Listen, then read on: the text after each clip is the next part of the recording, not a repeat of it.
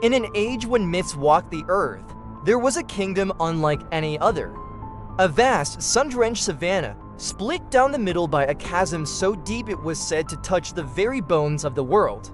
This was the domain of a magnificent golden lion, whose roar was not just a sound, but the law of the land. His mane shimmered like 1,000 sunsets, a crown woven from light and courage.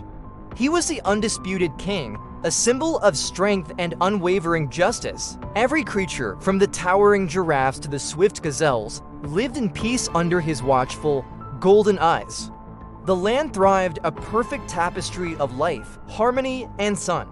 But paradise is often shadowed by a darkness it doesn't know. Deep within the canyon, in the cold, silent abyss where sunlight dared not tread, something ancient and terrible stirred.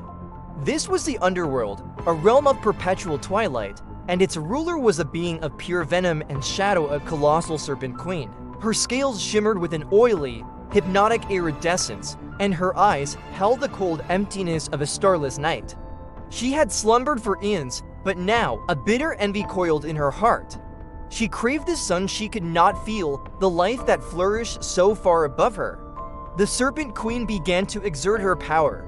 A toxic mist, smelling of decay and old stone, seeped from the canyon's depths. It crept across the savanna floor, an invisible poison. The first to fall were the hyenas, their familiar laughter twisting into a chilling, guttural hiss. Their eyes began to glow with a sickly green light, their bodies contorting as the queen's venom remade them. Soon, vultures circling overhead fell under her spell, their sharp cries turning into sinister screeches. They became her eyes in the sky, spies for the growing darkness. The savanna's harmony was breaking, note by painful note. The Lion King sensed the discord. The air, once clean and sweet, now carried a foul taint. He saw the fear in the eyes of his subjects and the strange, aggressive behavior of their neighbors.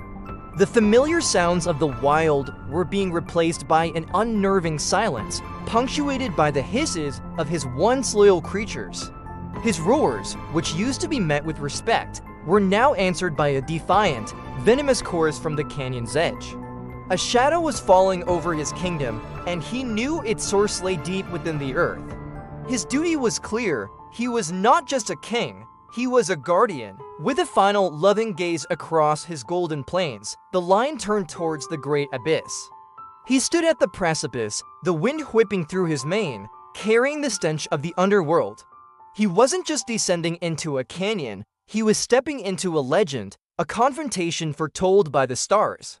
He took a deep breath, filled his lungs with the air of his kingdom, and let out a roar that was both a challenge and a promise to restore the light. The sound plunged into the darkness, a wave of pure courage announcing the arrival of the sun's champion. The descent was a journey into another world. The warm sunlight vanished, replaced by a damp, chilling gloom.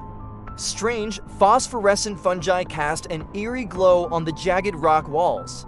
The path was treacherous, a narrow ledge spiraling down into nothingness.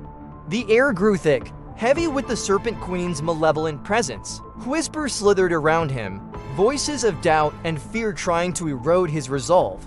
But the lion's heart was a furnace of courage. He pressed on, his paws sure and steady, his golden eyes piercing the oppressive dark. His first challenge came in the form of the hyena clan, their bodies twisted and their minds enslaved.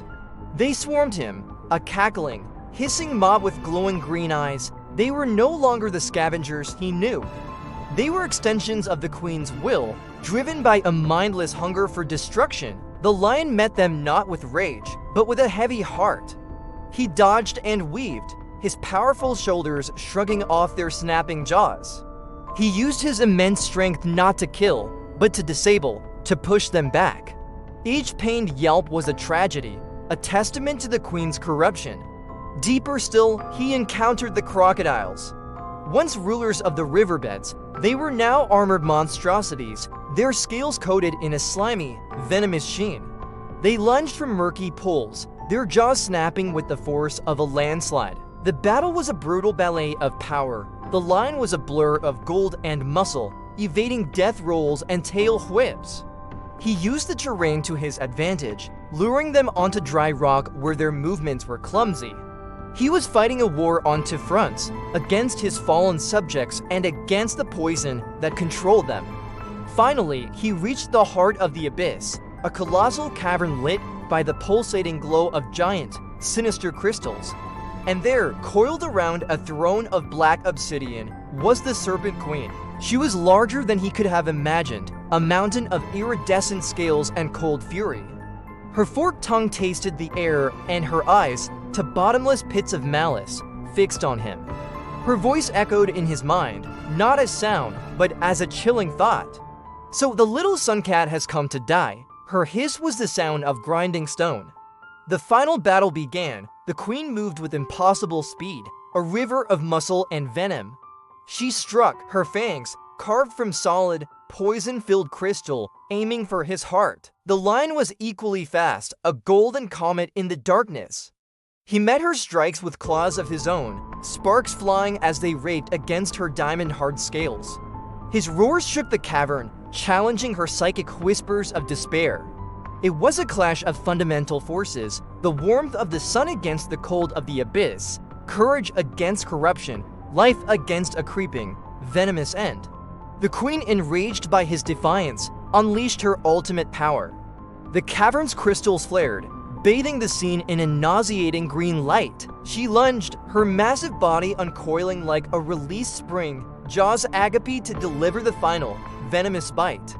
In that split second, the lion saw his opening. It wasn't about overpowering her, it was about breaking the source of her power. Ignoring the crushing coils that began to wrap around him, he gathered all his strength, all his love for his kingdom, into one final, desperate leap. He didn't aim for her head or her heart. He aimed for her fangs, with a mighty crunch that echoed like shattering worlds. His jaws clamped down on the crystal weapons. The fangs fractured, then exploded in a shower of dark, glittering dust. A terrible, soul-shaking scream erupted from the queen, a sound of pure agony that tore through both the physical and mental realms. The green light in the cavern died, and the queen's massive body went limp. Her power source obliterated, the gate to the underworld was sealed. As the Serpent Queen dissolved into shadow and dust, the venom's hold over the savannah was broken. The hyenas shook their heads as if waking from a nightmare, their eyes returning to their normal color. The vultures in the sky circled with renewed purpose, their calls clean and clear once more. The lion, bruised and weary, began his long climb back to the surface. He was no longer just a king returning from a fight. He was a legend ascending from the depths, a savior who had walked through the heart of darkness and emerged victorious. As his head crested the canyon's rim, the first rays of dawn broke over the horizon. The sun seemed to greet him personally, its light washing over the land and setting his golden mane ablaze. It was no longer just fur, it was a crown of fire and light, a testament to his ordeal and his triumph. The animals of the savannah gathered, their eyes filled with awe and gratitude. A new peace settled over the land, deeper and more resilient than before. The Lion King had descended into darkness, faced the ultimate evil, and returned, reborn by the sunrise, forever the golden guardian of his kingdom. Thank you so much for watching this epic tale. If you enjoyed this journey into myth and legend, please hit that like button, subscribe to the channel, and ring the bell so you don't miss our next adventure. We'll see you again soon.